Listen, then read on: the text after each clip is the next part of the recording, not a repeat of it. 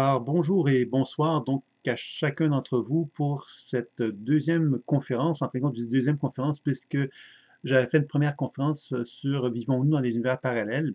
Et suite à cette conférence-là, j'avais eu beaucoup de gens, beaucoup de commentaires qui m'avaient été envoyés par mail, qui me disaient justement, qui posaient des questions, qu'est-ce qu'il en était vraiment de ça, pour mieux comprendre.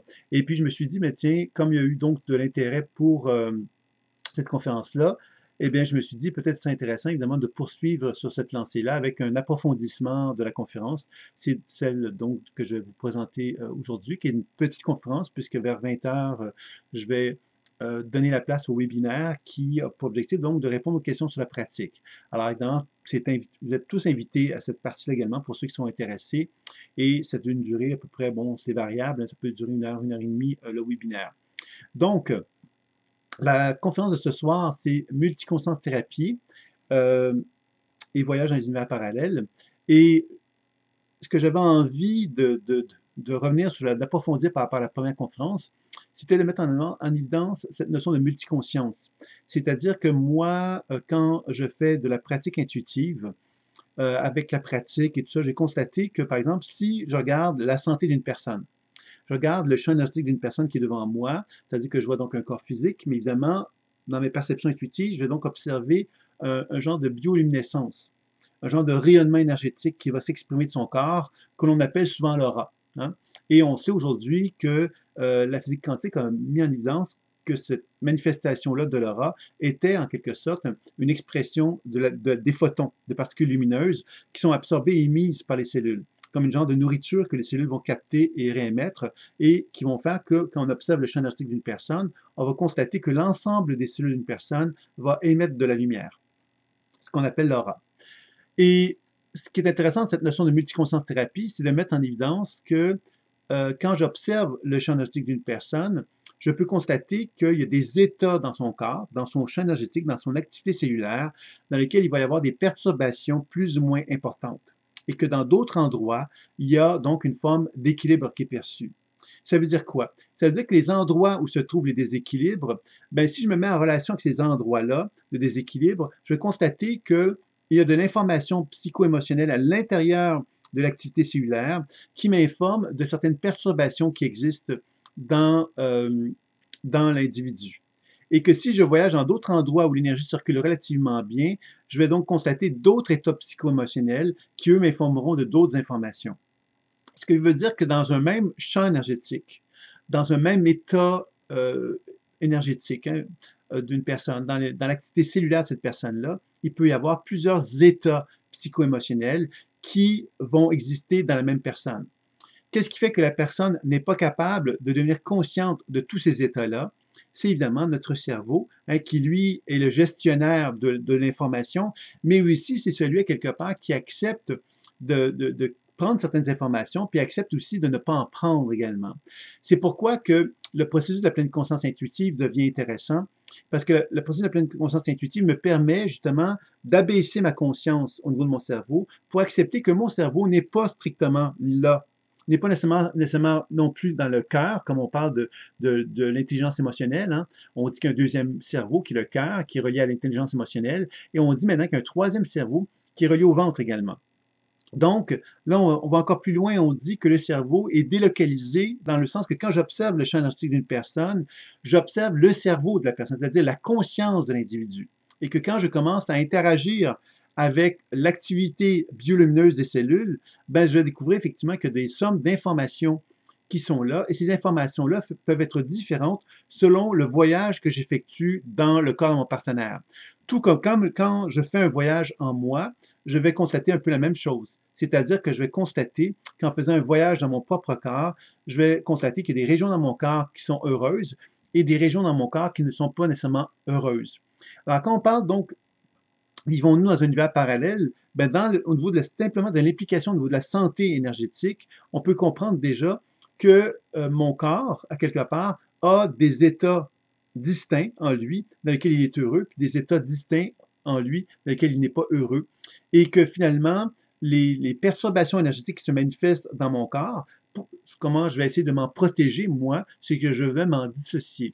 Hein, par exemple, si j'ai une blessure émotionnelle associée à mon genou, qui fait que l'énergie ne circule pas bien dans mon genou, ben cette blessure émotionnelle, je vais faire en sorte de m'en dissocier. Un peu comme si j'allais m'en déconnecter, me déconnecter de cette énergie-là, de façon à ce que je ne suis plus en train de subir l'état émotionnel qui est associé à l'expérience qui s'est manifestée à mon genou. Par contre, le fait que je me dissocie de l'énergie qui circule à mon genou, ben, va faire que l'énergie de mon genou va moins bien circuler. Donc, je vais avoir des problèmes possiblement qui vont en résulter au niveau de la région de mon genou. Alors, vous voyez que cette façon de fonctionner, de dissocier, fait que mon cerveau, quelque part, parvient à garder une certaine forme d'équilibre. Un équilibre qui est malsain d'une certaine façon, on pourrait dire ça comme cela, parce que c'est un équilibre qui est faux. C'est-à-dire que je ne suis pas conscient des problématiques qui sont en moi. Les problématiques qui sont en moi, le seul moyen pour moi de parvenir à devenir conscient de ces problématiques-là, c'est justement d'abaisser ma conscience et de faire des voyages à l'intérieur de moi-même pour être capable de constater que dans mon corps, il y a plein de messages qui peuvent être présents et ces messages-là, finalement, reflètent l'état énergétique ou l'état cellulaire de mon corps et le fait de commencer à questionner ces perceptions-là, à interagir avec mes cellules, à communiquer avec mes cellules en quelque sorte, à me rendre compte que ces cellules-là, finalement, ont des informations à me transmettre et que moi, quand j'interagis avec ces cellules-là, ben effectivement, il y a un genre de dialogue qui s'établit entre moi et les cellules et que dans ce sens-là, ben, je vais arriver à comprendre la nature énergétique et la nature psycho-émotionnelle d'une problématique que je peux avoir en moi. Puis par la suite, évidemment, par le biais de la déprogrammation, je vais pouvoir justement rétablir, donner à ces états énergétiques-là, ces états cellulaires-là, tout ce qui est nécessaire pour qu'elles puissent redevenir plus harmonieuses, plus équilibrées.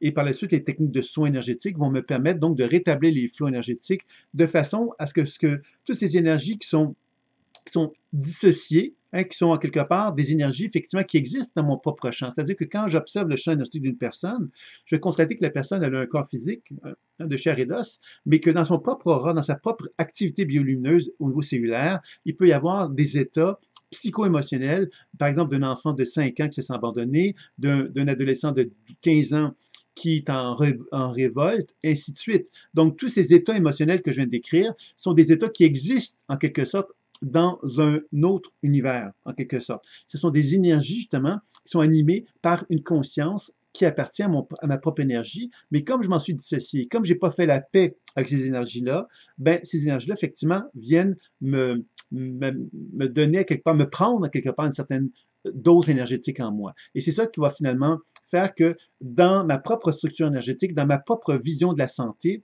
ben, finalement, si je commence à porter attention à cet univers plus subtil qui est en moi, ben, je vais constater que j'ai un rôle à jouer au niveau de ma santé, puisque toutes ces zones d'inconfort qui existent dans mon corps, ben, si j'apprends justement à interagir avec elles pour mieux comprendre leur raison d'être, à finalement faire en sorte que justement je puisse apprendre évidemment à leur donner tout ce qui est nécessaire pour qu'effectivement il y ait une plus grande harmonie qui s'installe en moi, que je me sente de plus en plus réunifié et que je favorise une circulation énergétique optimale, inévitablement que je suis en train de me permettre justement de réunifier l'être que je suis.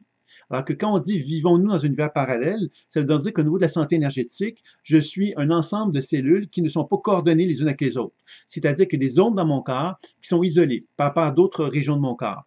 Et ces zones qui sont isolées vont favoriser à long terme la maladie. C'est-à-dire que si moi, je ne fais pas d'efforts pour faire un travail de réunification avec ces zones d'inconfort, ben c'est certain que je vais devenir éventuellement donc affecté par le fait que l'énergie circule moins bien dans la région et avec le temps, cette perturbation-là va devenir tellement puissante, tellement forte que je vais finalement sombrer dans une forme de maladie, dans une problématique de santé à ce moment-là.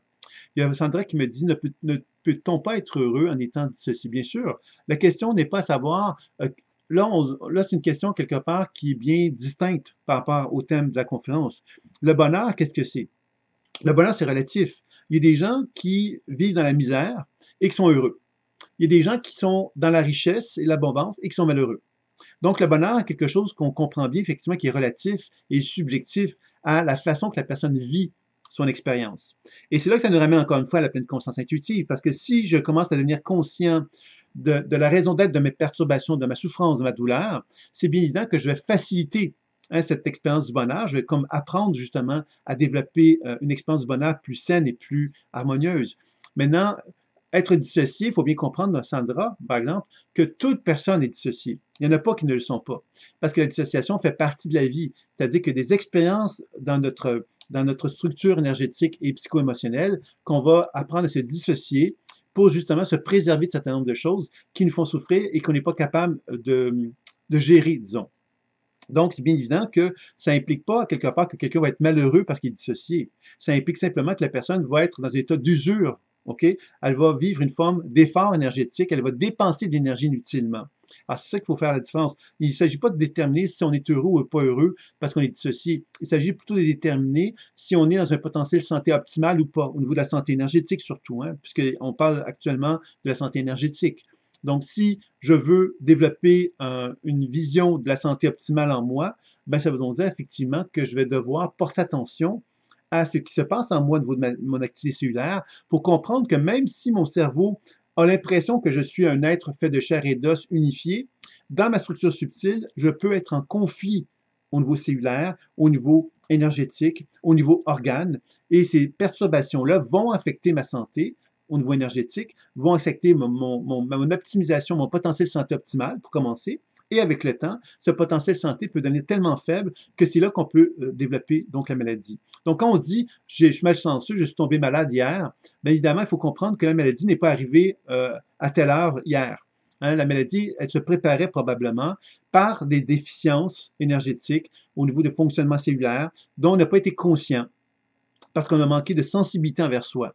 Et cette sensibilité qu'on doit développer envers soi, bien évidemment, la pleine conscience intuitive est un bon outil pour arriver à être capable donc de favoriser cette réunification-là et de comprendre les enjeux de la santé. Hein. Par exemple, il y a des gens, moi ça m'est arrivé souvent de constater ça, des gens qui vont voir par exemple des énergéticiens ou des magnétiseurs, des choses comme ça, et qui vont se dire, ben, ce magnétiseur-là n'est pas bon, parce que je me sentais bien quand je suis arrivé le voir, puis quand je suis sorti de chez lui, je me sentais pas bien.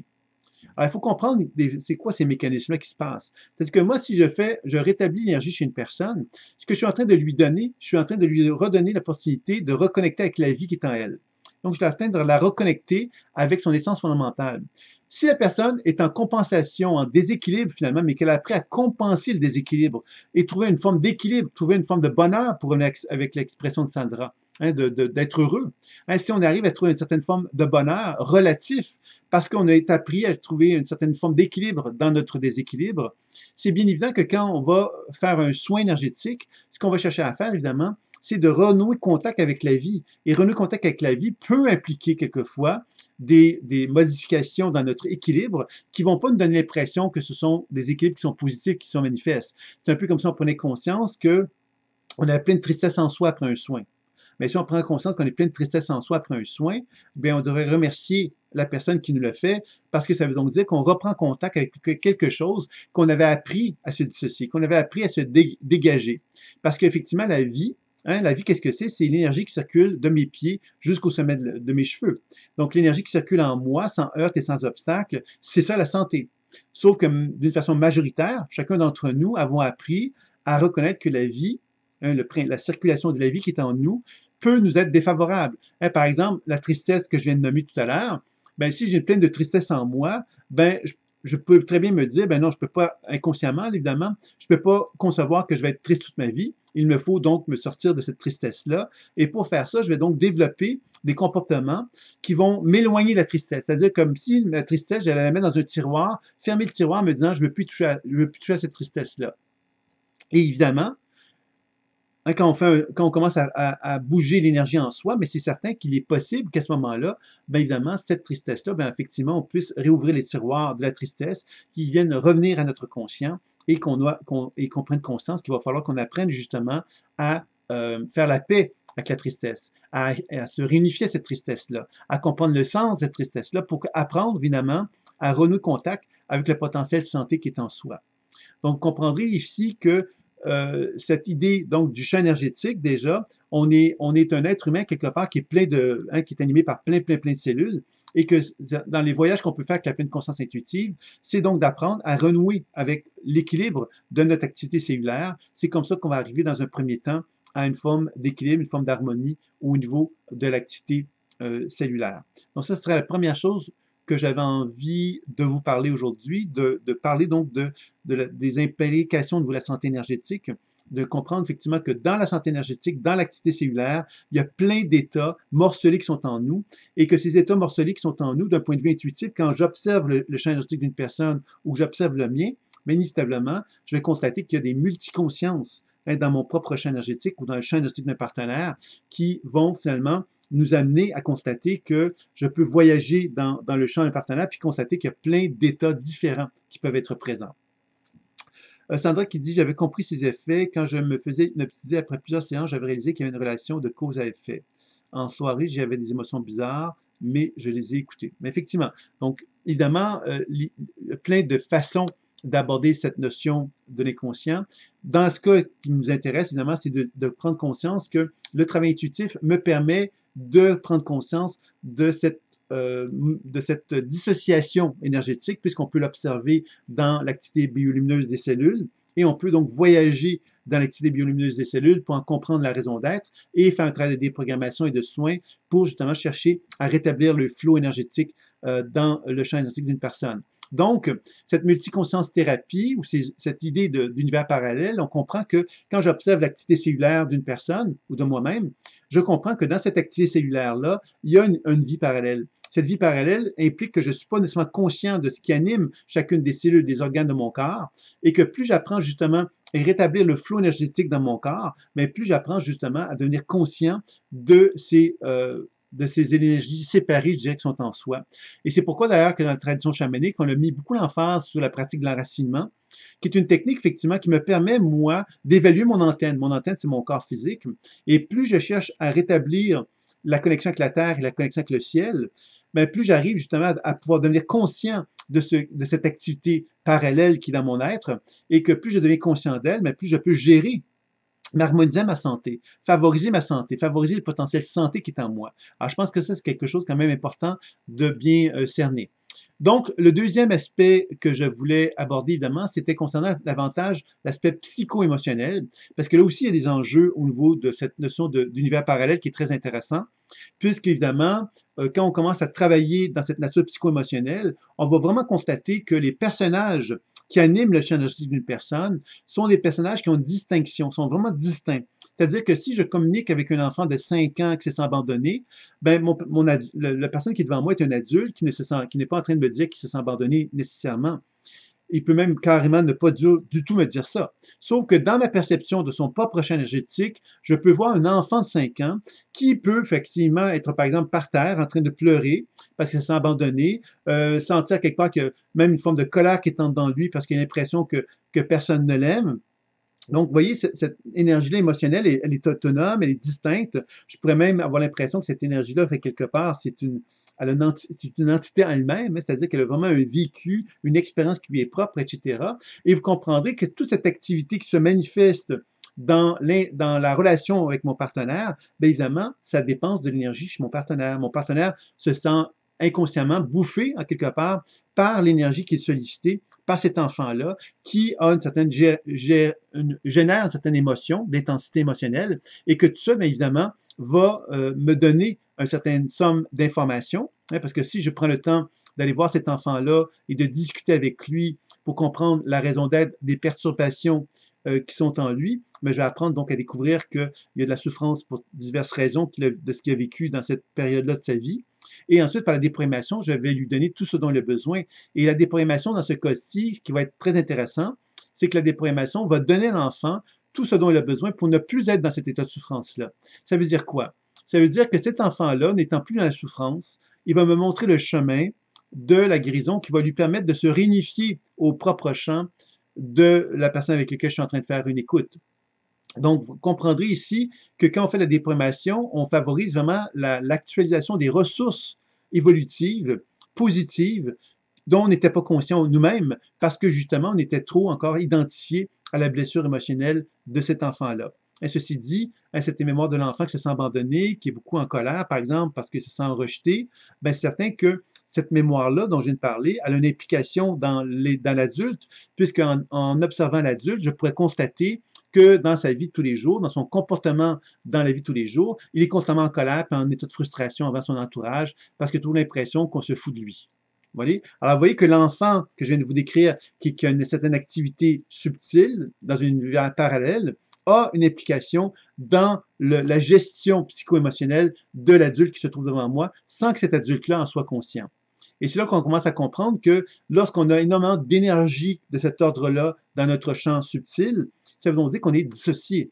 Ça veut dire que notre psychologie, notre gestion émotionnelle est difficile parce qu'on se retrouve avec plusieurs poids émotionnels à l'intérieur de soi, des poids émotionnels avec lesquels on n'est pas en harmonie avec eux et qui vont faire que justement tout le travail va consister à refaire l'équilibre dans notre gestion de nos émotions en allant voir chacune de ces mémoires-là que je viens de nommer, en faisant un décodage intuitif pour comprendre la raison d'être de chacune d'elles, les déprogrammer pour se permettre justement de réactualiser le potentiel évolutif qui est associé à ces mémoires-là pour qu'on puisse effectivement rétablir les flux énergétiques dans les mémoires en question pour que justement le travail de réunification puisse se faire. Une réunification, ça veut dire quoi? Ça veut dire que l'information mémorielle de l'enfant de 5 ans se transforme à un point tel qu'il se retrouve dans une position d'harmonie avec moi et que cette harmonie-là va faire qu'il va s'unifier à moi-même. Et qu'en s'unifiant à moi-même, je ne vais faire qu'un avec l'énergie. L'énergie ne sera plus dissociée, en fait, elle va se réunifier à moi. Donc, vous comprendrez que quand on observe le champ énergétique d'une personne, on peut constater que dans cette personne-là, il peut y avoir plusieurs mémoires comme celle que je viens de nommer, qui vont se retrouver dans son histoire, dans son champ subtil, et qui vont finalement amener la personne à se retrouver dans une situation justement de déséquilibre, hein, parce qu'elle va avoir constamment ces blessures émotionnelles à l'intérieur d'elle-même qui vont constamment gérer à quelque part à son insu hein, sa façon d'appréhender la réalité. Alors cet enfant, il disparaît en devenant adulte. Je ne comprends pas très bien ta question, Sandra, parce que l'enfant dont je viens de te parler, c'est un enfant dans un univers parallèle. C'est une énergie psychique, une énergie mémorielle associée à un événement de l'enfance de cette personne-là adulte que je côtoie, à qui je fais une lecture intuitive, par exemple. Et cette mémoire-là de l'enfant est donc une mémoire finalement qui est autonome et distincte dans le champ subtil de la personne. Et quand je vais faire un travail sur cet enfant-là, il va y avoir à ce moment-là donc une rééducation qui va pouvoir prendre forme, qui va me permettre qui va permettre à l'adulte de prendre conscience des ressources créatrices, des ressources positives et évolutives qui se cachaient derrière cet enfant-là et qui va me permettre donc de me réunifier à lui. Alors, je ne sais pas si c'est plus clair pour toi, Sandra, tu pourras me revenir là-dessus. Il y a Karine qui me dit, bonjour, en quoi consiste le décodage intuitif pour pouvoir rééquilibrer? Le décollage intuitif n'est pas nécessairement une étape d'équilibre comme telle. Le décollage intuitif va consister justement à parler avec les perceptions que j'ai, subtiles, qu'elles soient visuelles, auditives ou sensitives. Quand je dis parler, ça veut dire que je vais accepter que ces perceptions intuitives-là ont un savoir que moi, j'ai pas.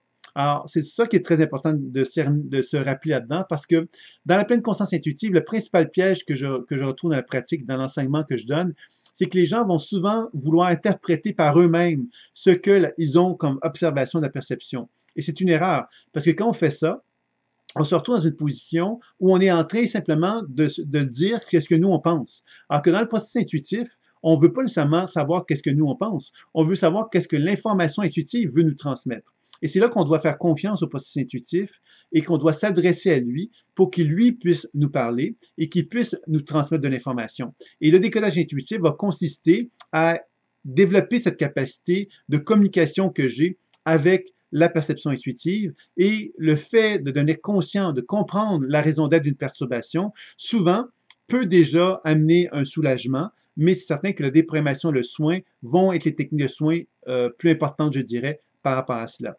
Donc, Karine, si j'ai répondu, tu me dis. Sandra qui revient, quand on parle d'enfant intérieur, il continue alors d'exister virtuellement ou alors cet enfant est calme, apaisé. Alors, enfant intérieur, il faut faire la nuance parce que l'enfant intérieur fait référence à la psychologie. Souvent, je dis psychologie ou en tout cas dans certaines approches de psychothérapie, hein, où on va mettre l'emphase sur l'idée qu'il y a un enfant intérieur qui habite chaque être humain, puis qu'on peut, par exemple, en hypnothérapie, voyager à l'intérieur de soi pour communiquer avec cet enfant intérieur-là.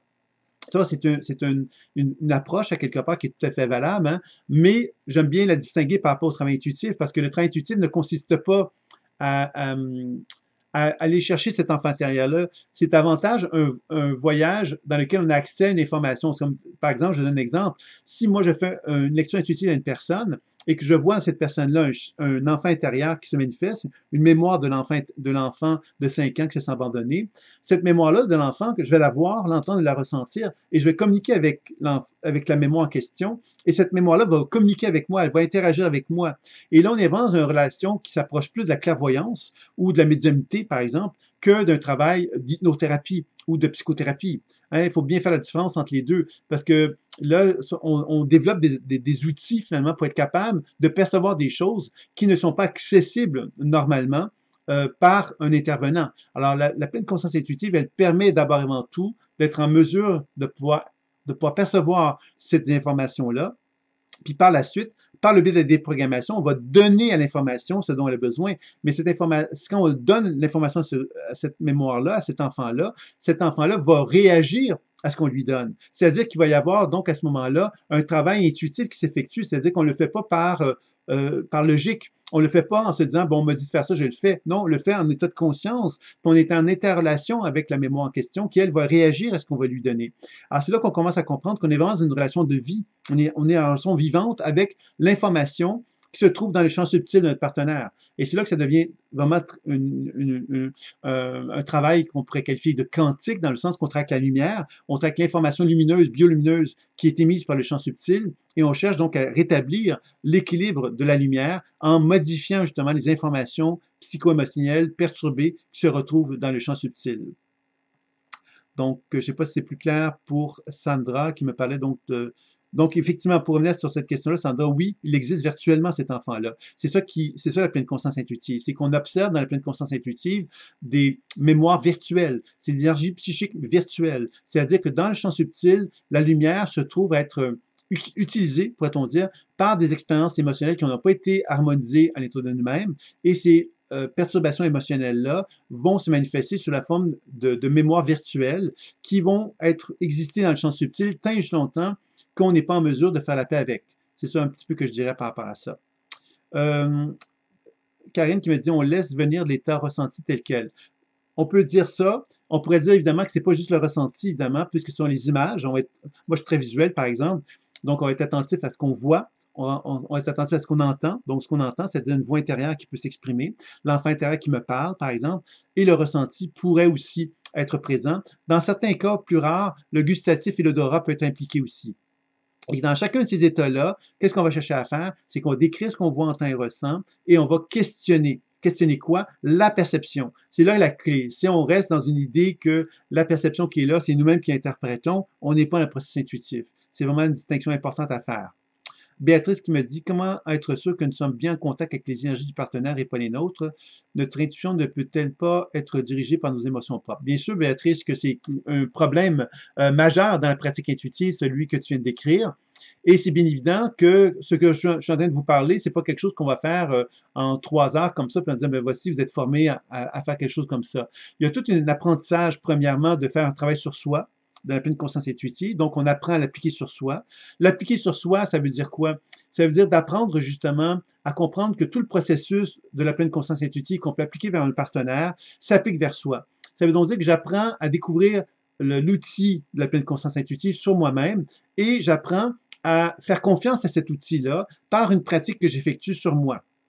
Ce qui va m'amener donc à développer la foi envers l'outil, parce que les voyages que je vais faire en moi vont m'amener progressivement à développer une relation de confiance envers la perception intuitive. Ça, c'est une première chose. La deuxième chose qui va venir, c'est que dans le développement d'une perception intuitive que je vais faire sur moi-même, je vais aussi, parallèlement à ça, être invité, dans le cadre de l'enseignement, à faire des pratiques vers un partenaire.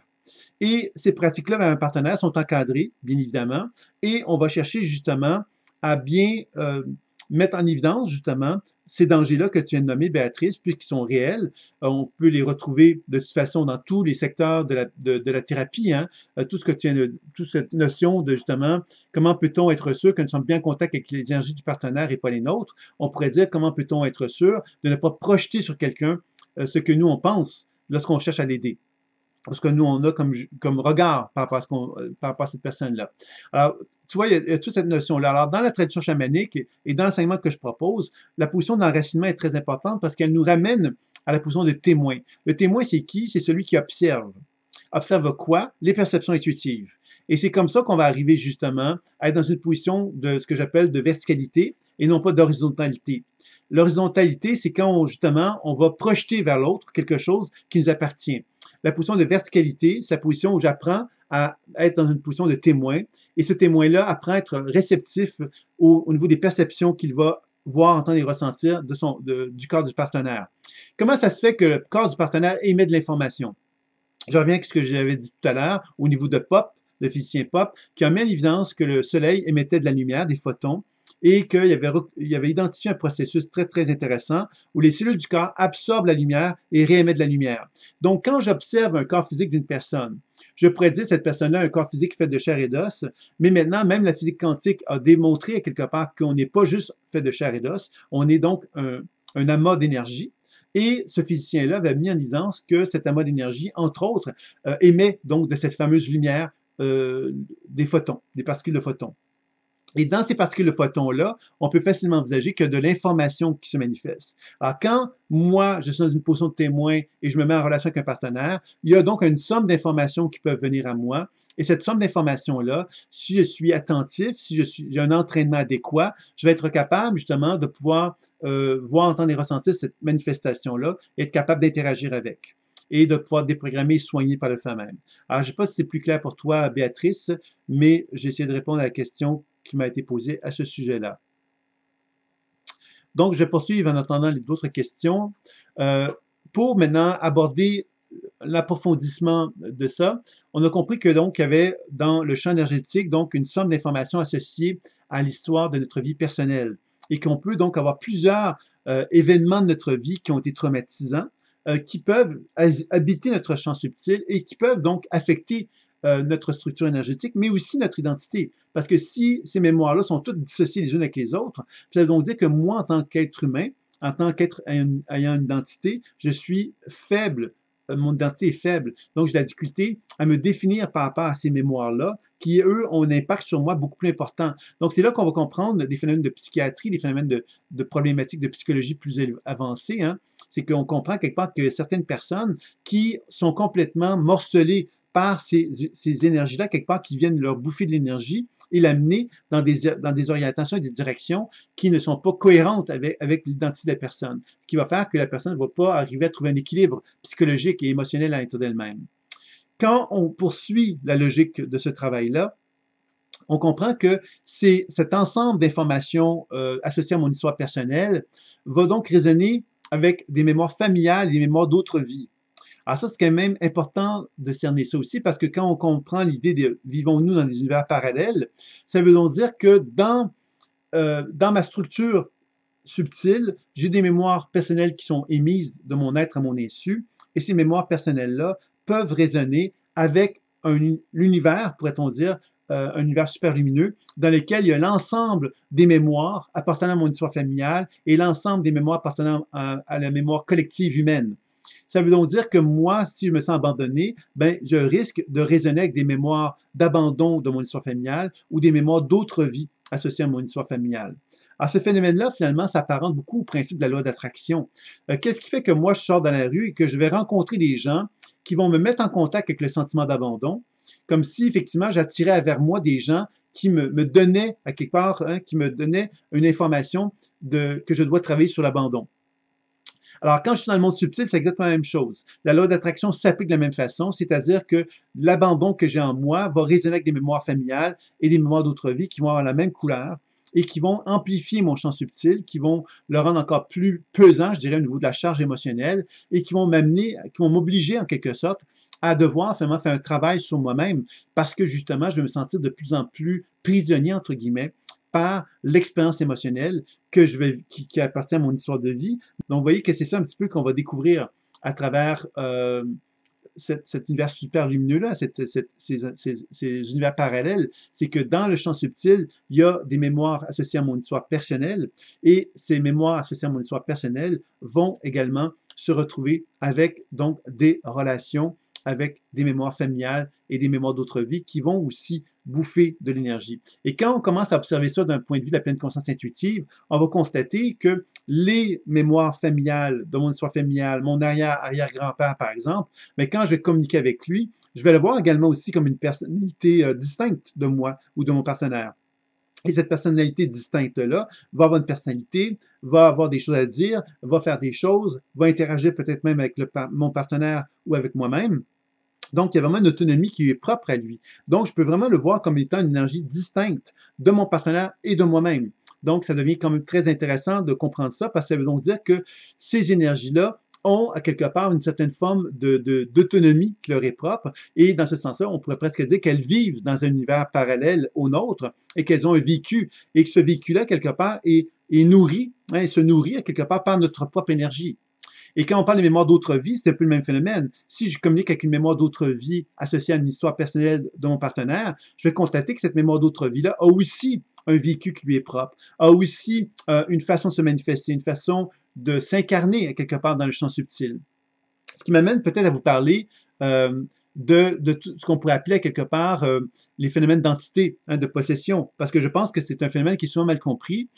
Et encore une fois, cette idée de possession, qu'est-ce qu'on doit comprendre de ça? C'est que qu'est-ce qui fait quelque part que ces mémoires-là que je viens de nommer, qui ont une autonomie et une entité, qui sont vraiment des entités distinctes, qu'est-ce qui font que ces énergies-là, quelque part, qui est un phénomène que tout le monde avons, hein, on a tous ces genres de résonances-là dans notre champ subtil, qu'est-ce qui fait qu'il va y avoir des gens qui vont se dire possédés? C'est quoi la différence entre un cas de possession, pourrait-on dire, et chacun d'entre nous qui sommes en relation et en résonance avec ces mémoires-là? Il faut comprendre que c'est une question d'identification. C'est-à-dire que plus moi, je suis chargé émotionnellement parlant, hein, j'ai une grosse crise émotionnelle dont je ne suis pas conscient. Je donne des exemples. Une personne, à quelque part, je vais donner un exemple que j'ai vécu, une personne qui était venue me voir et qui avait une problématique avec les hommes. Et cette problématique avec les hommes, elle avait commencé avec son père, qui était un homme dominant. Ensuite, c'était poursuivi avec son mari, qui était un homme dominant, et c'était également vécu dans son vécu professionnel avec des hommes dominants. Elle n'avait pas le droit donc d'exister en tant que femme qui n'était pas donc un outil qu'on utilisait, hein. C'était comme ça qu'elle se percevait, elle était toujours utilisée. Et cette femme-là, bon, toute sa vie, ça a fonctionné relativement. C'est-à-dire qu'elle a vécu son enfance avec son père, a vécu des traumatismes, bien sûr. Ensuite, avec son mari, bon, elle a vécu une relation avec son mari et à son travail, elle vivait tout ça. Puis à un moment donné, sans qu'elle sache pourquoi, elle n'était plus capable de fonctionner. Elle n'était plus capable de fonctionner parce que quand elle sortait dans la rue, elle avait l'impression que les hommes, le regard des hommes, transperçait son corps, puis elle avait l'impression justement qu'elle n'avait plus le droit elle n'avait pas le droit d'exister. Alors, donc, elle était plus capable de sortir, donc elle était plus capable d'aller travailler, par exemple, et elle était dans une crise existentielle assez importante.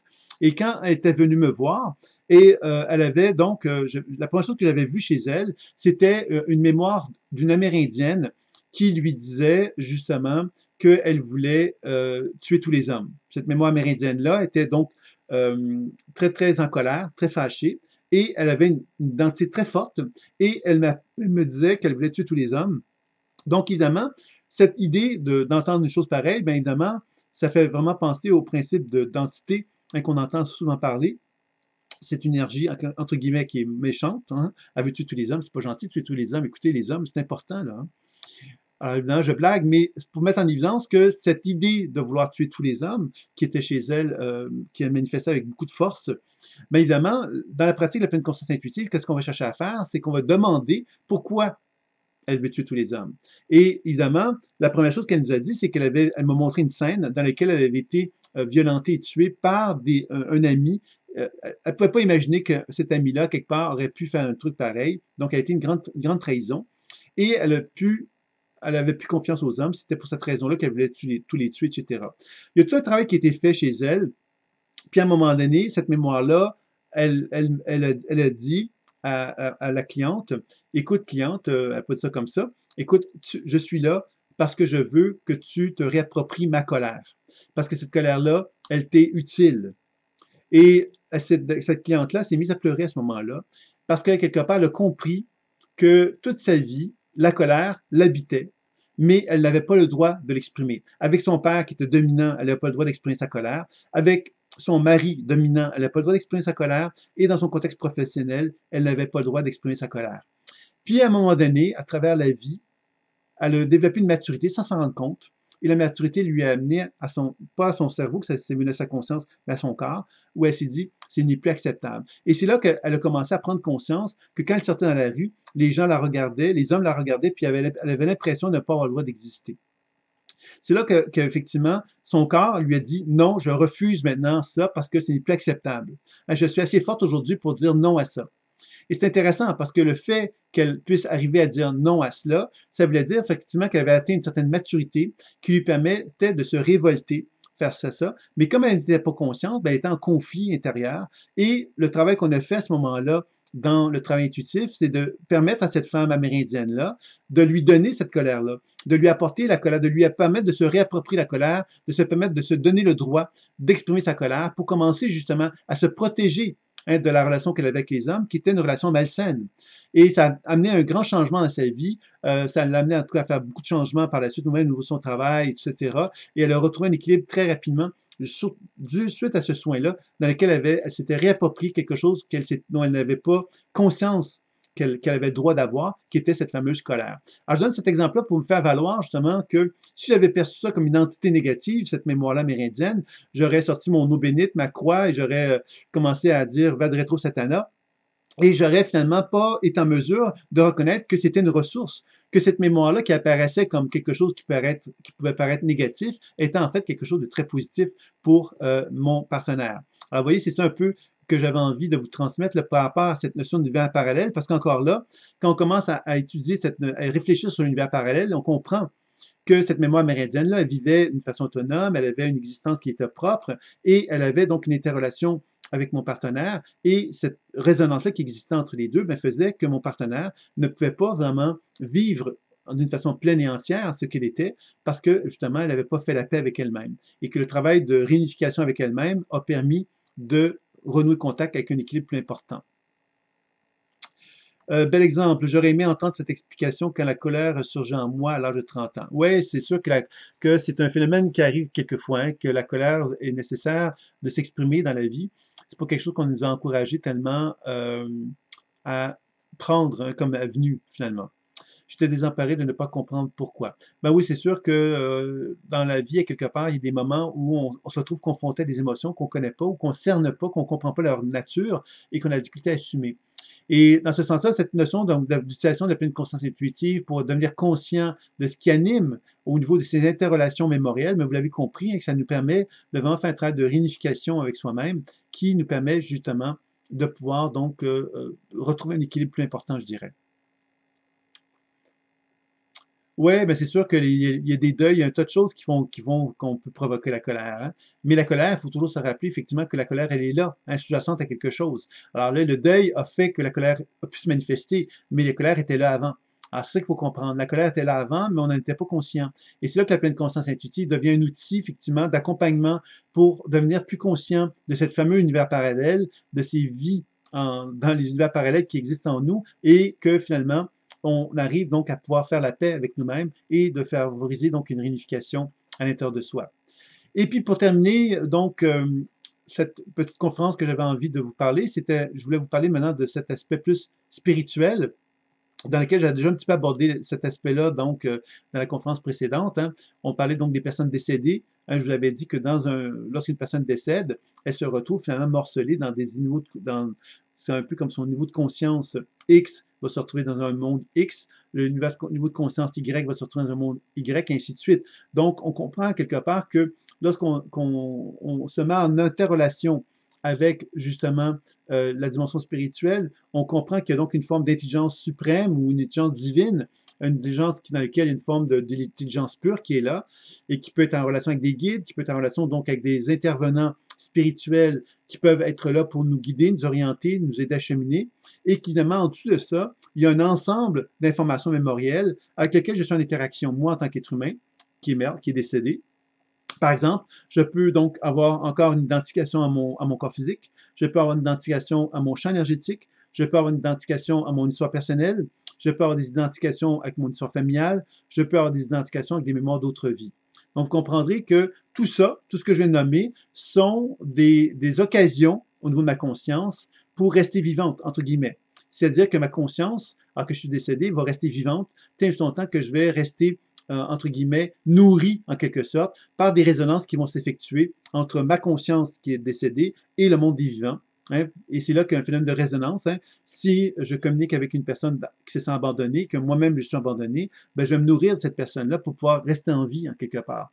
Alors, tout ce processus que je viens de nommer, c'est un processus qui est tout simplement relié à la vie. C'est pas quelque chose qui est relié à c'est pas bien ou c'est pas bien, c'est bien ou c'est pas bien. C'est juste qu'on est dans un processus en tant qu'être humain d'évolution, je dirais, dans lequel on apprend à découvrir cet univers-là actuellement. Je pense que tout doucement, avec l'univers quantique, on va vraiment découvrir de plus en plus clairement que il y a un univers parallèle et que dans cet univers parallèle, il y a une somme d'informations importantes qui est là, qu'on n'avait pas reconnue jusqu'à maintenant et qu'on va apprendre donc de plus en plus à reconnaître et à leur donner de plus en plus leur raison d'être, leur valeur. Et c'est comme ça qu'on va pouvoir vraiment arriver à trouver une forme de paix, je dirais, dans la conscience humaine, parce qu'on va comprendre que en tant qu'être humain, en tant que collectivité humaine, on a construit un genre de pollution mémorielle. Et cette pollution mémorielle fait que moi, en tant qu'être humain, je n'ai plus accès à l'intelligence universelle, à la dimension de mon âme, de mon soi supérieur, parce que je suis constamment coloré par les diverses résonances qui peuvent exister entre moi et ce monde mémoriel que l'humanité a construit. Et que la démarche spirituelle consiste justement à développer une habileté pour me relier à ce soi supérieur, mon âme, être capable de rester connecté à cette expression de l'âme pour être capable justement de ne plus raisonner avec l'univers mémoriel pour pouvoir me libérer de l'expérience mémorielle en fin de compte.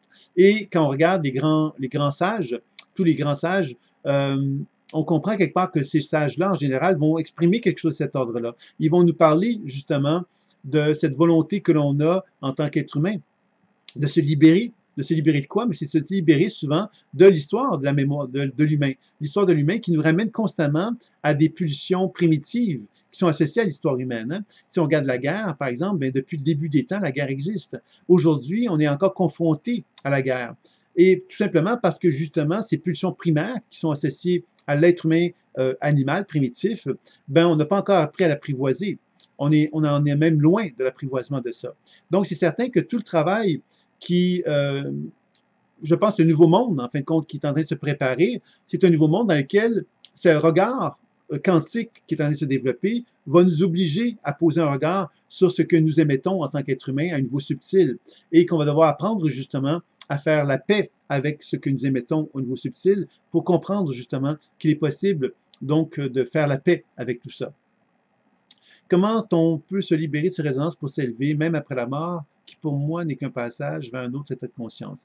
Oui, bien sûr. Ben, se libérer, à quelque part, je viens d'en parler un petit peu, je ne sais pas si j'ai répondu un peu à la question, Karine, mais l'idée de se libérer des résonances, c'est d'abord et avant tout prendre conscience des résonances. Parce que si moi je suis en train de raisonner avec quelque chose, c'est parce qu'il y a une raison d'être. C'est-à-dire que si je raisonne avec une information quelque part de victime, par exemple, ben la victime, pourquoi je raisonne avec elle, c'est parce que moi-même je suis victime. Donc, c'est pas quelque chose qui est relié à la loi du hasard que je raisonne avec quelque chose. Donc, je dois apprendre à reconnaître qu'il y a une raison d'être aux résonances que j'effectue avec moi et mon entourage dans la vie de tous les jours, mais également dans le monde subtil. Donc, tout ce phénomène de résonance-là implique que je sois capable d'apprivoiser les émotions qui sont en moi, les pulsions qui sont en moi, pour parvenir justement à trouver un équilibre plus important dans ma propre conscience. Et comment va-t-on faire ça? Bien, dans la pleine conscience intuitive, ce qu'on apprend à faire, c'est d'abord et avant tout développer une conscience du champ énergétique, donc développer une conscience de l'activité biolumineuse des cellules. Ensuite, d'apprendre à développer une conscience de la mémoire qui anime la bioluminescence des cellules, qui touche la mémoire personnelle, mémoire familiale, mémoire d'autres vies. Et puis après ça, bien évidemment, de rétablir le pont avec l'axe supérieur de l'âme et d'apprendre justement à développer une conscience de plus en plus importante au niveau de l'âme pour apprendre justement à se dégager, à se déplacer, à se désensibiliser, je dirais, de toutes les mémoires appartenant à l'histoire humaine. Alors, ces mémoires humaines-là, de quelle façon qu'elles arrivent à nous garder dans un niveau de conscience inférieur? C'est simplement qu'il y a une foule d'émotions à laquelle on est attaché. Par exemple, l'amour. L'amour, c'est quelque chose qui n'est pas négatif en soi, bien sûr, hein, mais l'amour, l'expérience de l'amour sur Terre nous relie à l'expérience amoureuse de tous les êtres humains qui ont vécu sur Terre jusqu'à maintenant. Et on comprend que l'expérience de l'amour n'est pas une expérience d'amour nécessairement ultime ou élevée à un niveau tellement, tellement vaste qu'on a atteint quelque part l'expression ultime de l'amour. Hein. On est souvent confronté à tous les registres qui viennent avec l'amour. L'amour, c'est la jalousie, il y a plein de choses qui peuvent jouer autour de ça, qui font qu'on se fait souvent récupérer par les éléments humains qui sont en nous et qui font qu'on va effectivement ressombrer de nouveau dans une espèce de magma mémoriel dans lequel on ne va pas parvenir justement à se dégager de tout ça. Alors, ça, c'est une première difficulté qu'on va rencontrer. La deuxième difficulté qui est très importante aussi, c'est que moi, en tant qu'individu, je peux très bien dire je veux changer, mais ce changement que moi, je veux faire, dans mon expérience de ma relation avec la mémoire, implique évidemment que je suis obligé de poser un regard sur l'humanité. Parce que si moi, je veux me protéger, je veux me libérer de la mémoire humaine, ça veut donc dire que je dois me libérer non pas seulement de la mémoire humaine, dans le sens des résonances que je peux avoir, moi, avec ce monde subtil-là, mais moi, avec le monde humain sur la planète Terre. De comprendre quelque part que toutes ces interrelations-là, ben, je dois apprendre justement à me dégager de ça, à me libérer de ça. C'est un grand travail qui est exigeant quelque part, puisqu'il n'y a pas tant de monde de ça qui sont en mesure de pouvoir dire aujourd'hui, je suis libéré de ça.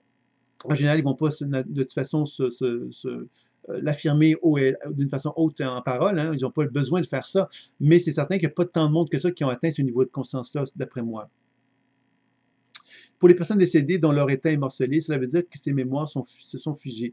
C'est-à-dire que oui, on peut dire que ce sont des mémoires limitatives, c'est-à-dire des mémoires qui répètent une expérience, et l'expérience, à quelque part, on y est identifié.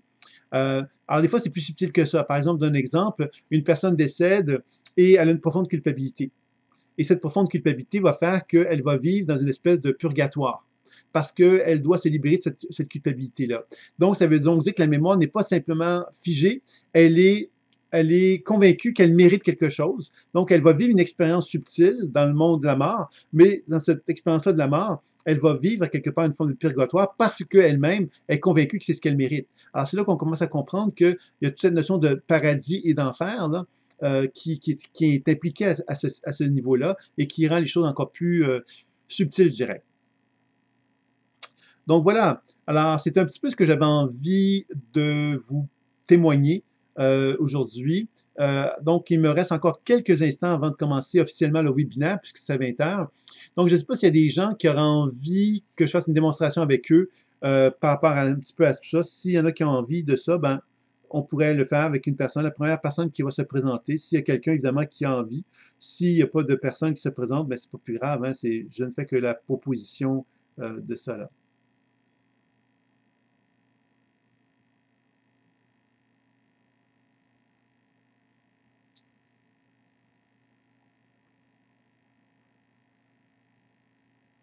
Bon, alors il y a Sandra qui se propose. Est-ce que tu as un thème particulier, Sandra, que tu aimerais que je regarde ou je me laisse guider simplement par ce qui va venir?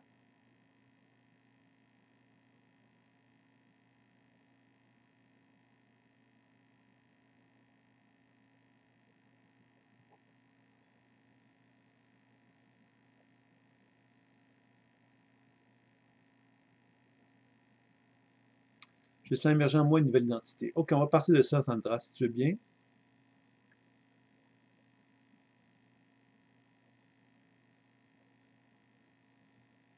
Ça, ce que je vois de toi, Sandra, c'est dans un premier temps, c'est que je vais présenter ça comme deux niveaux, OK? Deux niveaux de perception. Le premier niveau, c'est un niveau de perception qui est relié au bas du corps, dans lequel on est comme une passoire. Une passoire, pour moi, c'est quelqu'un qui comprend beaucoup de choses. Mais elle comprend tellement beaucoup de choses qu'elle accepte beaucoup de choses. Et quand on accepte beaucoup de choses, quelquefois, on accepte ce qui n'est pas acceptable. Alors ça, c'est un premier aspect. Donc moi, je sens une perturbation au niveau énergétique, donc au niveau de l'activité cellulaire, dans le bas de ton corps, au niveau de la région de ton ventre plus particulièrement, et qui est reliée à ce que je viens de te nommer. Donc une trop grande adaptabilité, une trop grande acceptation, et j'allais ajouter une trop grande souffrance, parce que pour moi, il y a de la souffrance qui vient avec ça. Et dans le haut du corps, pour moi, il y a cette notion d'identité nouvelle qui est en train de prendre forme, parce que je sens que dans le haut du corps, il y a vraiment quelqu'un qui se dit qu'elle ne peut plus accepter ce qu'elle acceptait auparavant. Et que parce qu'elle ne peut plus l'accepter, elle devient beaucoup plus rigide dans le sens qu'elle exprime plus facilement sa colère, plus facilement et plus naturellement sa colère. comme si pour elle, c'était naturel d'exprimer sa colère, sa frustration, son mécontentement d'une façon beaucoup plus naturelle. Parce que pendant longtemps, on était beaucoup trop tolérante. On a accepté les choses. On a été naïf, j'irais jusqu'à dire. Et là, j'ai l'impression qu'on a vraiment envie de changer de voie, de changer de chemin, changer de route. Parce que justement, on n'a plus envie de se laisser porter par ce que les autres pourraient nous proposer, justement, qui était relié à cette trop grande ouverture que l'on avait auparavant. Je ne sais pas ce que tu en penses de ce que je viens de te dire, Sandra.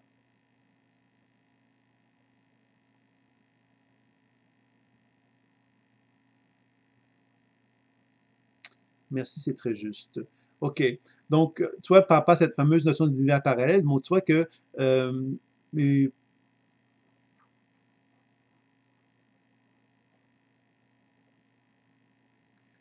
donc, ça, c'est un petit peu pour Sandra qui disait ça. Alors, moi, j'avais envie peut-être de faire une action de déprogrammation juste pour montrer un petit peu comment ça se passe avec Sandra. Donc, juste faire une petite déprogrammation au niveau de la région du ventre pour voir un peu comment ça va se passer.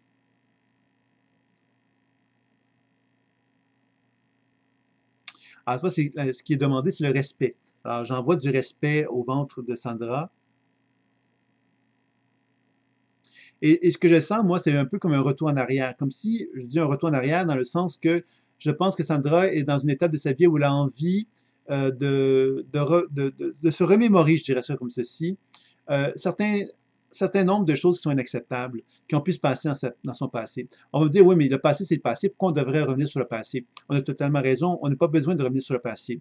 Sauf que quand le passé n'a pas été consommé, c'est-à-dire qu'il n'a pas été digéré, il est normal que le passé revienne à notre conscience pour se rappeler ce qui s'est passé, pour le digérer en quelque sorte, et se rendre compte qu'il y a des choses qui se sont passées qui étaient inacceptables.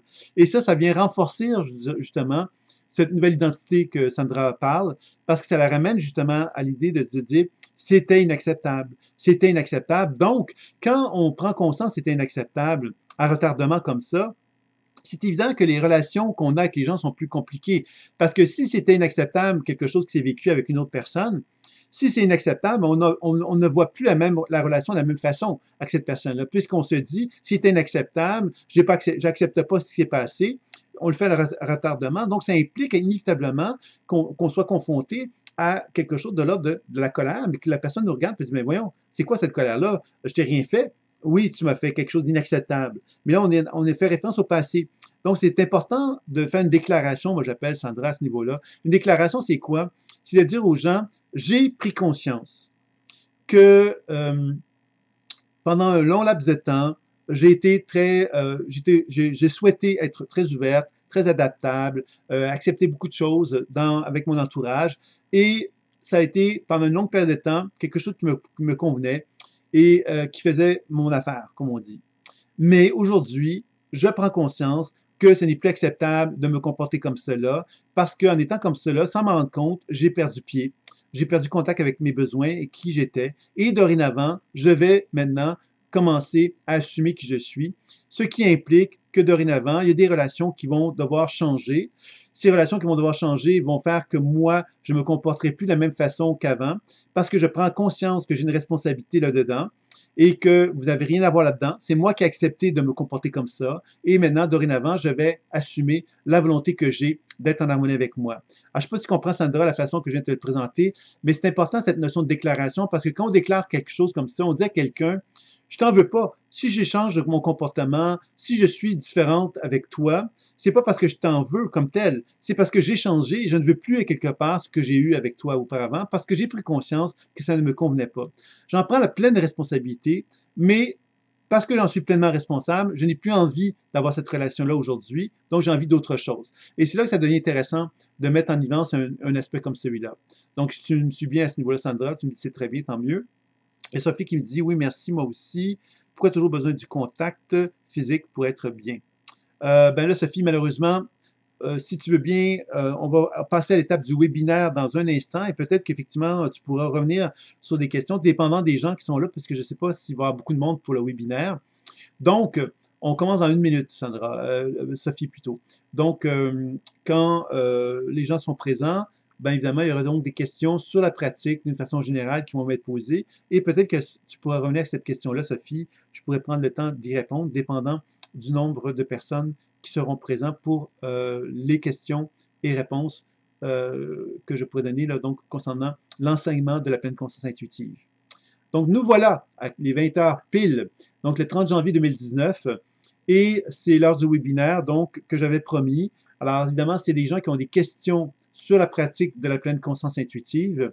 Ben, il va y avoir donc l'opportunité pour chacun d'entre vous de me faire part de vos questions sur la pratique, des difficultés que vous avez peut-être rencontrées lors de la pratique ou autre chose. Donc, c'est le moment de pouvoir me faire part de vos questionnements. Oui, il y aura un replay normalement, Sandra. Je dis bien normalement parce que c'est enregistré présentement. Si tout va bien, il y aura un replay comme ça se passe à 98% du temps. Malheureusement, quelquefois, il y a des petits ratés. C'est pour ça que j'aime mieux dire, me donner la chance d'envisager cette possibilité-là si jamais il y a lieu, pour pas qu'on soit tous déçus. Mais j'espère bien que ça fonctionne. Ça m'a l'air bien fonctionné. J'avais fait des tests aussi précédemment. Donc voilà. Alors, est-ce que vous avez des questions, des commentaires sur la pratique maintenant pour ceux qui seraient présents? Alors évidemment, comme je disais tout à l'heure, s'il n'y en a pas, bien évidemment, je pourrais prendre le temps de répondre à Sophie, si elle est toujours là, bien évidemment. Alors, merci à toi, Karine, pour cette appréciation-là. Alors, je vais prendre une petite pause et vous laisser le soin de me donner des commentaires pour que je sache un petit peu s'il y a des gens qui auraient des questions sur la pratique.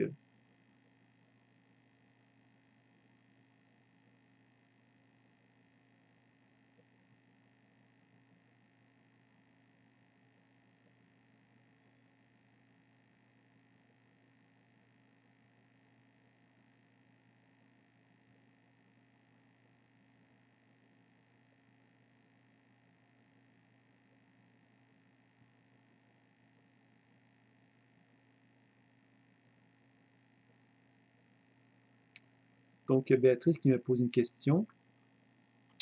Je me demande souvent comment savoir si je suis dans le vrai quand je fais un soin. Quand tu fais un soin envers toi-même ou envers un partenaire? Parce qu'envers toi-même, la clé, c'est d'avoir un journal intime. Le journal intime, finalement, tu ne peux pas être 100% sûr de ce que tu as, de cette notion de vérité dont tu parles. Par contre, dans le journal intime, le fait que tu relates ce que tu as vécu, ce que tu as expérimenté, tu vas arriver donc à développer la foi envers l'outil. Parce que tu vas le faire régulièrement et tu vas arriver à un moment à te dire, OK, je peux faire confiance à l'outil parce que quand il me donne des informations, c'est juste. Quand tu le fais envers un partenaire, la problématique est à peu près la même. La problématique où elle se distingue, c'est qu'au début de la pratique, ce que moi je conseille, c'est de travailler avec quelqu'un qui est un bon cobaye.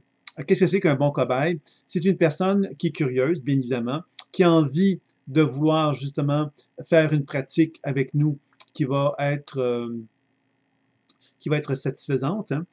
Cette personne-là va donc être une personne qui est curieuse, qui va accepter de jouer le jeu. On va lui expliquer quelque part que si on fait gratuitement une pratique avec cette personne-là, c'est parce qu'on a envie justement que cette personne-là collabore avec nous, qu'elle essaie de faire des liens, qu'elle essaye de nous aider dans le travail que l'on fait, qu'elle comprenne qu'on est dans une démarche d'étudiant et qu'un étudiant, bien évidemment, n'est pas totalement à l'aise et qui a besoin quelque part d'être rassuré et réconforté par le client.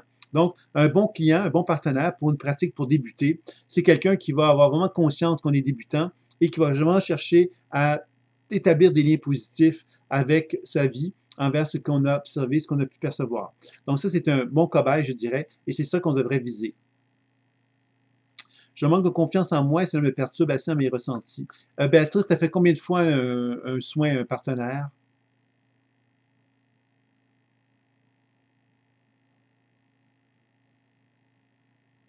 Parce que la pratique à deux, c'est une pratique trois. OK.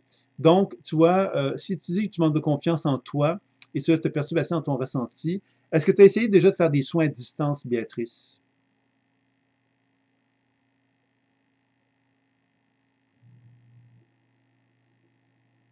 Alors moi, je t'inviterais à faire ça parce que dans l'enseignement, souvent, ce que je trouve ça très intéressant, moi personnellement, c'est quand on fait des soins à distance.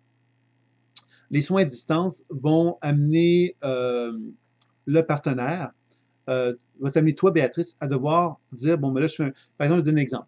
Avant de rencontrer la personne en présence, tu le fais à distance. Donc, tu te prépares, tu fais l'enracinement, tu fais une lecture intuitive à distance avec ton partenaire, et quand elle se présente, ben, à ce moment-là, tu as déjà une somme d'informations que tu as été chercher.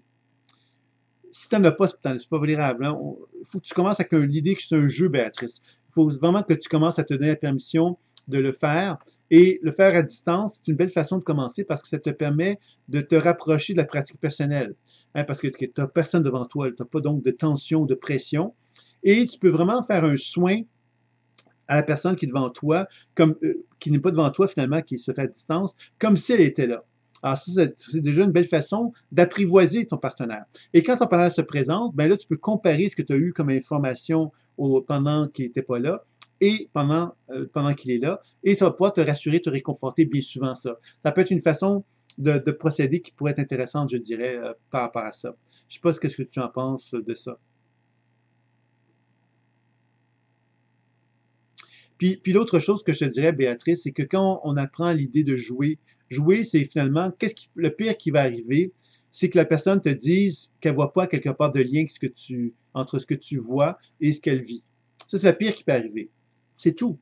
La personne qui accepte de jouer le jeu, elle comprend que tu es un étudiant. Et là, c'est important quelque part que tu t'adresses aux bons étudiants, aux bonnes personnes plutôt, avec qui tu vas pouvoir pratiquer. Ces personnes-là doivent vraiment ne pas se prendre au sérieux et doivent finalement accepter le jeu que tu leur proposes en acceptant que tu puisses ne pas être à l'aise, en acceptant que tu puisses te gourer, en acceptant un tas de choses. Et ça, c'est vraiment, vraiment, vraiment, vraiment important que tu sois consciente de ça pour pouvoir vraiment faciliter le travail. Oui, mais là, c'est Béatrice, tu vois, c'est là que tu dois t'enlever cette pression-là. Pourquoi tu te mets de la pression? C'est là quelque part que tu dois comprendre que la pression elle ne te sert à rien. Elle te ramène simplement à l'idée que tu es en train de t'empêcher de pouvoir te faire confiance. Je vais me déplacer un petit peu pour me mettre soit dans la lumière, soit dans l'ombre. Attends un petit peu, je vais faire ça comme ça, voilà. Donc, je te dirais que c'est ça qui est important que tu dois cerner, Béatrice, là-dedans. C'est que cette idée de performance qu'on se donne dans une pratique comme celle-là, elle est une très mauvaise idée pour commencer. Alors, moi, je te dirais d'en faire avec un partenaire et d'apprendre à faire avec le même partenaire, même quelquefois, le faire à plusieurs reprises avec le même partenaire pour développer une confiance avec le partenaire, une confiance dans l'apprentissage de la méthode, de te laisser aller là-dedans parce que c'est la même personne, donc de te sentir plus en confiance. Donc, je te dirais que ce serait ça qui serait peut-être intéressant aussi à expérimenter également. Parce que quand on se met trop de pression, c'est parce qu'on a trop d'exigences envers soi. On va atteindre des sommets trop élevés. Alors que c'est pas le début d'une pratique, c'est pas là qu'on doit, c'est pas là qu'on doit se mettre de la pression. On se va se mettre de la pression quand on va vraiment finaliser la formation et qu'on va être capable de se dire, ben voilà, j'ai développé une confiance, là, je peux mettre de la pression. Mais à ce stade-ci, on ne doit pas s'en mettre de la pression. On doit vraiment se dire, ben voilà, je suis là pour apprendre et on doit vraiment faire en sorte de bien faire comprendre cet aspect-là aussi. Donc, je revenais, si tu as d'autres questions là-dessus, Béatrice, bien évidemment, tu pourrais me revenir. Il y a Michel qui me disait, bonjour, une question concernant l'activation des ressources créatrices. Dans ton exemple, tu travaillais au niveau du cerveau dans le mouvement. Alors, là, Michel, tu es rendu à l'étape donc de l'activation intuitive des ressources créatrices. C'est bien ça? Je veux juste comprendre. Et dans le mouvement ascendant, descendant, la boucle se situe au niveau du cœur. Si on traite le cœur, doit-on faire remonter la boucle jusqu'à la tête? Alors, l'activation intuitive des ressources créatrices, ça c'est une technique plus avancée déjà en soi, Michel. C'est une technique effectivement qu'il faut faire confiance à la démarche intuitive pour être capable de se laisser aller dans le processus. Parce que l'activation intuitive des ressources créatrices, comment est-ce que c'est né, ça, cette approche-là? C'est que moi, j'avais suivi des enseignements en hypnose à une certaine époque et j'avais constaté que dans une démarche intuitive, il y a quelque part comme il y a un genre on observe des informations intuitives qui se manifestent, et ces informations intuitives, quand on se laisse bercer par elles, c'est un peu comme si ça devenait comme si on amenait notre partenaire à être en transe, puis on amenait l'information intuitive qui se manifestait pendant l'activation intuitive, m'amenait à constater que c'était un peu comme finalement un genre de protocole d'hypnose qui était là, mais un protocole qui était intuitif, qui n'était pas basé sur un protocole arrêté qu'on lit dans un livre, mais vraiment quelque chose de vivant et qui était vraiment en relation avec la vie de mon partenaire. Alors, c'est comme ça que j'ai pu appliquer ça aussi sur moi, puis constater que c'était très intéressant parce que ça permettait justement de constater que cette façon de faire-là faisait que moi, par les mots, je collaborais avec mon corps ou le corps de mon partenaire et que ça devenait quelque chose comme un genre de ressources de collaboration entre les perceptions intuitives qui me parlent et la capacité que j'ai de ressentir dans mon corps ce que je vis. Alors, je ne sais pas si je réponds à ta question, Michel, mais pour revenir à ta question qui est technique finalement, l'idée de l'activation intuitive des ressources créatrices, c'est toujours la même. je commence à une région, quelle que soit la problématique va se manifester à moi dans le corps de mon partenaire ou dans mon propre corps. Puis par la suite, je vais chercher dans mon intention à faire en sorte que l'activation intuitive des ressources créatrices soit donc là pour me donner de l'information sur la problématique, mais aussi donner des solutions à la problématique que je vais inviter à mon partenaire ou moi-même à expérimenter. Et tout doucement, l'objectif ultime, ce sera de finir l'énergie, l'activation avec l'idée que l'énergie circule d'une façon fluide des pieds jusqu'au sommet de la tête et du sommet de la tête jusqu'aux pieds. Alors, je ne sais pas si tu comprends bien ce que je veux dire par rapport à ça, Michel, mais reviens avec des questions pour me préciser si tu le souhaites. Il y a Francine qui me dit « Comment différencier l'ego et l'intuition? » C'est une question qui est piège, que je te dirais, Francine, parce que l'ego et l'intuition, c'est des mots, en fin de compte.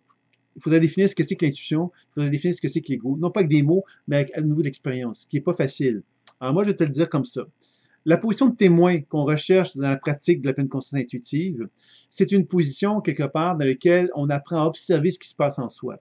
On n'est pas en train de se demander, est-ce que c'est l'intuition ou est-ce que c'est l'ego? On ne se la demande pas, parce que la position de témoin implique que toute manifestation, qu'elle soit visuelle, auditive, sensitive, gustative, au niveau de l'odorat, sont des signes d'information intuitive possibles. Donc, si l'ego se manifeste, si notre cerveau se manifeste, si nos pensées se manifestent, si nos émotions se manifestent, quelles que soient les manifestations, on va rester dans une position de témoin et on va s'adresser aux perceptions pour leur demander quel est leur message. Alors, tu comprends, Francine, qu'on est dans un mode de fonctionnement où on n'est pas en train de se questionner intellectuellement parlant sur des données intellectuelles, mais on est vraiment en train de comprendre que le processus intuitif repose sur cette position de témoin qui accepte d'accueillir tout ce qui se présente à lui. C'est vraiment l'important, je te dirais, c'est ça, pour aller plus loin concernant cette notion d'ego et d'intuition. Michel qui me dit « Ok, parfait, merci. J'ai vécu une compréhension nouvelle et une belle guérison lors d'un soin sur moi. » Mais c'est super, Michel. Donc, si tu veux en parler, bien sûr, tu peux le faire. Puis, si tu as des questions, bien évidemment, tu peux le faire par aussi. Francine qui me dit plein de bon sens, je continue l'enracinement. Oui, l'enracinement, mais ne reste pas sur l'enracinement, Francine. Dès que tu as la chance, mets-toi dans la pratique. C'est toujours donc le décodage, déformation et soins. L'enracinement est une technique préparatoire. La technique préparatoire pour t'amener vers la pleine conscience intuitive. Donc, l'enracinement est important, mais la démarche de la pleine conscience intuitive, c'est de te mettre en action avec les trois techniques de base, décodage, déprogrammation et soins. Est-ce qu'il y a d'autres questions, d'autres commentaires sur la pratique ou des choses que vous aimeriez que je précise? Hein? Tantôt, on a parlé de l'activation intuitive, on a parlé de l'ego et l'intuition. Alors, l'ego, il faut comprendre évidemment que l'ego, c'est relié à ce qu'on pourrait appeler la mémoire limitative. Hein? Quand je parle de mémoire limitative, c'est-à-dire tout ce qui s'appelle quelque chose de répétitif, c'est l'ego. L'ego, c'est cette vision que j'ai de moi-même qui me donne l'impression que je me connais. Et quand on parle de l'intuition, on pourrait dire l'intuition, c'est tout ce que je suis en train de devenir. Parce que l'intuition, c'est cette capacité que j'ai de reconnaître que ce que j'ai été est en mouvement et est en transformation et m'amène vers un renouveau. Alors, tu vois, c'est dans ce sens-là que la pleine conscience intuitive me permet d'apprendre à reconnaître ces deux mouvements-là. La mémoire limitative qui me limite et la mémoire expansive, évolutive, qui m'amène vers la transformation et l'évolution et l'harmonisation de mon être. Dans ce sens-là, la démarche intuitive va jouer sur ces deux aspects-là et la déprogrammation va être particulièrement importante pour déprogrammer la mémoire limitative pour lui donner accès à la mémoire expansive. Béatrice qui me dit tout à l'heure, tu me disais que je devais faire une écoute intuitive à distance à la personne qui va venir avant de lui faire en présence. Mais du coup, elle ne le sera pas. Elle ne sera pas dans cette attente. Est-ce que cela n'a pas d'importance? C'est-à-dire, Béatrice, que tu peux... mais du coup, elle ne le sera pas, elle ne sera pas dans cette attente. Est-ce que cela n'a pas d'importance? Oui, ça a de l'importance dans la mesure que tu peux très bien lui dire que tu vas faire une préparation pour faire le soin à ton partenaire. Ça ne change pas grand-chose pour elle, parce qu'elle, elle va finalement rien faire de spécial. Toi, tu vas faire simplement une préparation avant qu'elle arrive. Alors, quand elle va arriver, là, tu vas pouvoir lui faire part ou pas de ce que tu auras observé, parce que tu pourrais attendre à la toute fin aussi, c'est comme tu le souhaites. Donc, Michel qui me dit la compréhension fut sur le pourquoi de la non-abondance dans ma vie et j'ai compris comment je devais agir maintenant. OK, donc ça c'est bien. Et dans ce sens-là, donc, tu as un plan d'action qui a été déterminé. À ce moment-là, c'est toujours intéressant. Le plan d'action, c'est cette capacité que j'ai de comprendre que j'ai un potentiel évolutif à pouvoir entreprendre, quelque part, une démarche évolutive. Alors, ce plan d'action-là qui va me permettre, donc, non seulement de faire un travail intuitif dans ma pratique de pleine conscience intuitive, mais d'appliquer un plan d'action que je pourrais appliquer régulièrement dans ma propre vie pour amener cette transformation à prendre forme. Donc, c'était pour mon commentaire avec Michel. Est-ce qu'il y a d'autres commentaires ou questionnements que vous pourriez avoir? Donc, pour ceux qui ne le savent pas, il y avait une conférence à 19h, donc qui est dans le même lancée que le webinaire. Donc, quand je vais le mettre sur YouTube, ben, vous allez avoir la conférence et le webinaire dans la même lancée du, du, du vidéo, de l'enregistrement, qui vous permettra donc de revenir sur la conférence qui était multiconscience thérapie et voyage dans les univers parallèles, dans lequel je précisais des petites choses qui avaient été vues dans la conférence précédente. Et puis évidemment, donc, le webinaire qui s'en est suivi, dans lequel nous sommes présentement présents l'un avec l'autre, les uns avec les autres. Est-ce qu'il y aurait d'autres questions, d'autres commentaires concernant donc la pratique?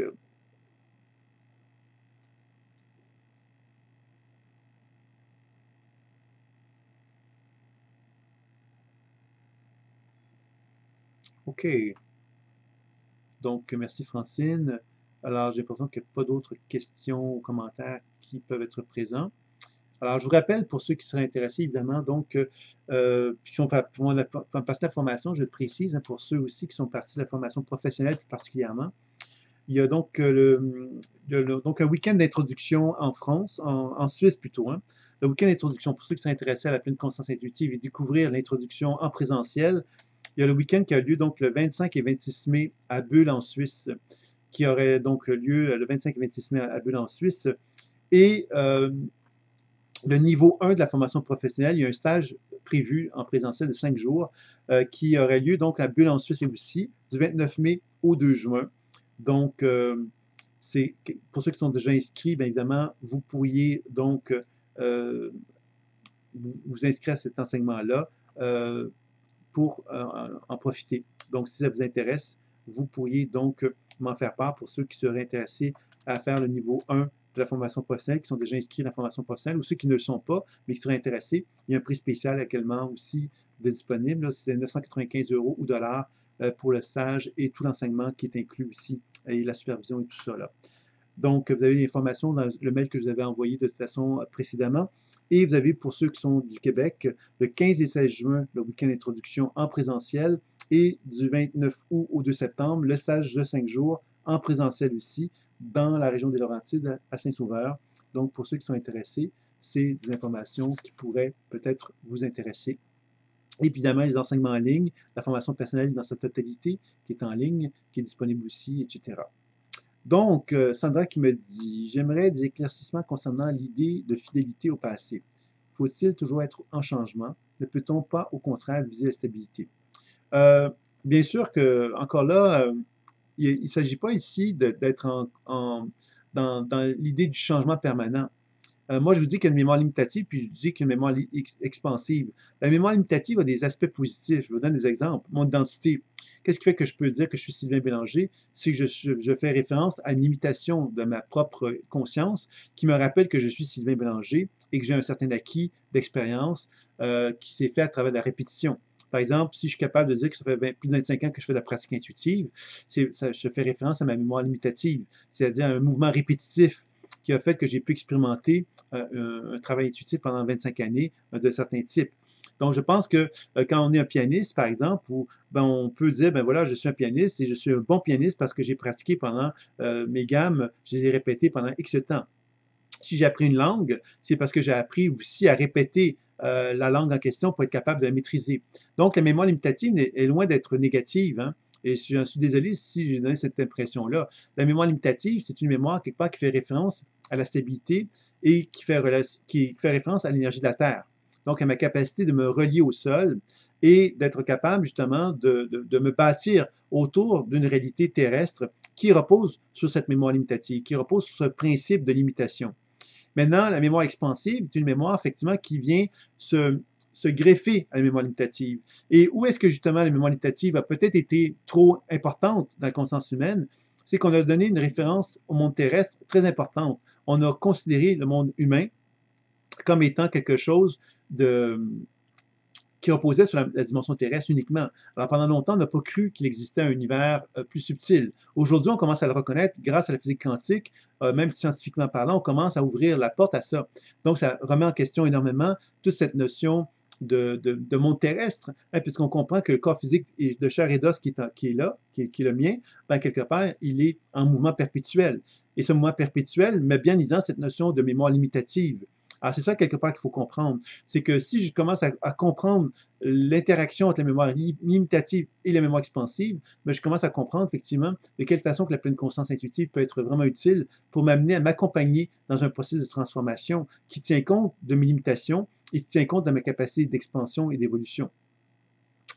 Euh, donc, la stabilité, bien sûr, que la pratique de l'enracinement, c'est ça qui est visé avec l'enracinement, mais la stabilité n'est pas la fixation, n'est pas quelqu'un qui demeure figé complètement dans une stabilité sécurisante, réconfortante, mais dans laquelle il n'y a plus d'évolution et plus de changement. Alors, c'est là la nuance. Et c'est ça qu'il faut trouver un équilibre entre les deux. Et cet équilibre-là est propice à chacun d'entre nous. Il y a des gens qui aiment beaucoup changer, aiment beaucoup évoluer, ils aiment beaucoup être instables d'une certaine façon. D'autres recherchent énormément la stabilité à un point tel qu'ils en sont presque très peureux à faire des choses qui pourraient les amener vers le changement. Donc, il y a toute une question d'adaptation aussi et d'acceptation de soi-même qui vient avec ça. C'est ça, l'identité construite sur la mémoire répétitive, effectivement. La mémoire répétitive ou limitative, c'est le cycle de la vie qui se répète perpétuellement. Si je regarde la nature, comment elle est construite sur la planète Terre, elle repose sur ce principe de limitation. C'est-à-dire que des cycles de la vie qui se répètent. Et ces cycles qui se répètent-là font qu'il y a donc on est dans un mode cyclique. Et ce mode cyclique-là, quelque part, repose sur des répétitions et c'est comme ça que la vie fonctionne. Donc, on peut que s'adapter à ça, bien sûr. On ne peut pas se débattre contre ça, c'est certain. Est-ce qu'il y a d'autres questions avant qu'on termine sur ce petit webinaire qui aura donc été la suite de la conférence que j'avais déjà nommée précédemment?